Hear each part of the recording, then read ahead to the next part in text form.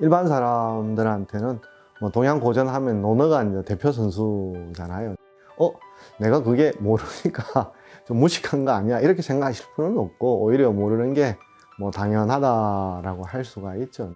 논어는 어떻게 보면은 잠언이라든지 여기저기에 흩어져 있는 이게 논점이 또는 이제 중요한 사항이 흩어져 있는 책이라고 한다면, 중용은 모여 있다, 핵심이 딱 모여 있는 책이라고 할 수가 있습니다.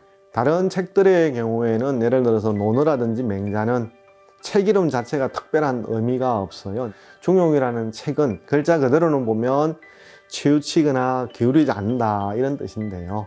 사람이 걸어가려고 그러면 어떻게 해야 됩니까? 중심을 잡아야 걸어가지 기우뚱하면 한 걸음도 그러지 못하고 쓰러지지 않습니까? 그러면 생각에 있어서도 마찬가지죠. 확고한 자기 삶의 기준을 잡고서 이리저리 휩쓸리지 않고 나아가는 내용을 담고 있다라고 할 수가 있겠습니다.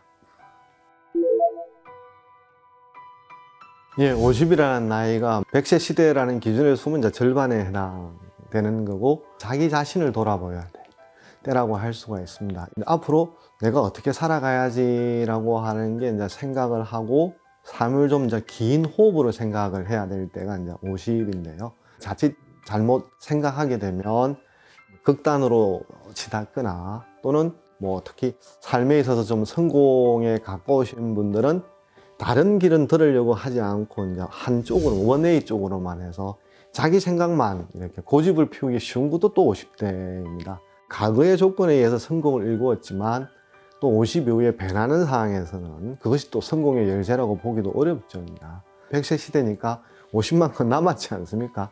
이 남은 삶을 잘 설계하려고 한다면 중용에서 말하는 중심을 잡는 것과 잘 호응이 된다고 할 수가 있겠습니다.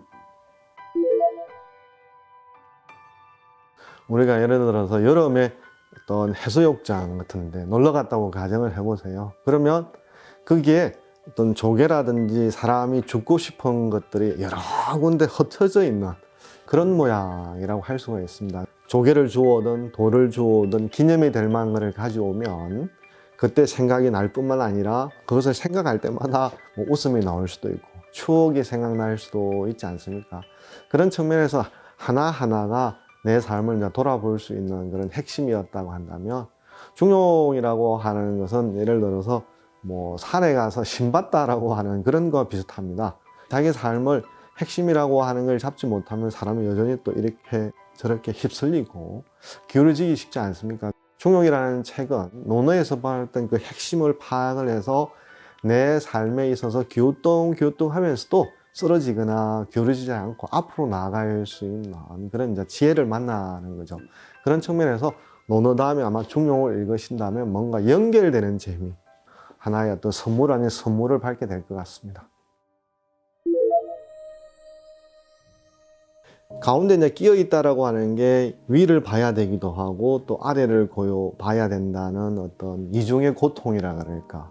그래서 왜 나는 내대로 살지 못하고 이 끼어 있는 거냐라고 생각할 수 있지만, 오히려 또 그걸 이제 시각을 바꾸어서 긍정적으로 생각하면 고통을 주는 측면보다도 오히려 슬기롭게 답을 찾을 수 있는 그런 어떤 좋은 장점이라고 할 수가 있는 거죠. 나라고 하는 사람을 단 하나의 관점에 놓고서만 바라보는 게 아니라 끼인 세대로서 앞뒤 세대를 다시 봄으로 인해서 자연스럽게 이제 60이 되면 좀 더 여러 사람들을 아우르거나, 또는 자기와 생각이 다르더라도 그에 대해서 좀 더 포용적인 마음을 가진 사람이 이제 60이 되지 않을까 생각을 합니다. 불편하거나 고통스럽다고 생각할 게 아니라 나를 다양한 상황에 놓아볼 수 있는 그런 장점이 있다라는 식으로 생각을 좀 전환하면 좋을 것 같습니다.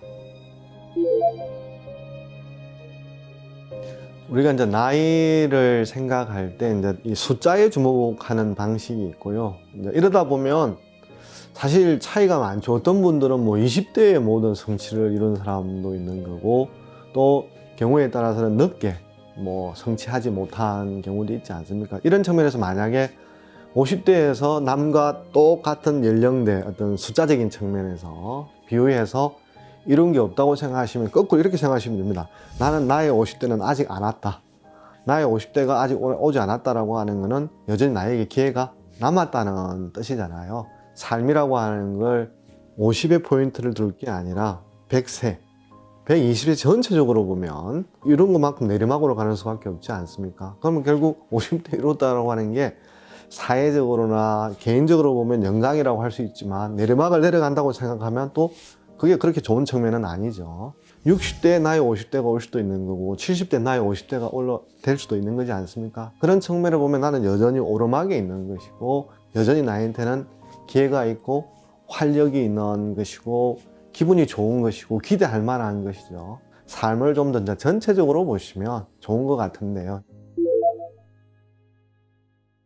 그 50대를 이렇게 생각하시면 되는데요. 이제 예를 들어서 뭐 야구 같으면 9회 말 투아웃 그 사실에만 이게 주목을 하게 되면 얼마 남지 않은 거예요. 그러면 이제 사람이 서두르게 되고 서두르다 보면 자꾸만 조급해지고 평소에는 눈에 들어올 것도 눈에 들어오지도 못하고 그냥 넘어가 버리거나 실수를 많이 하게 되지 않습니까?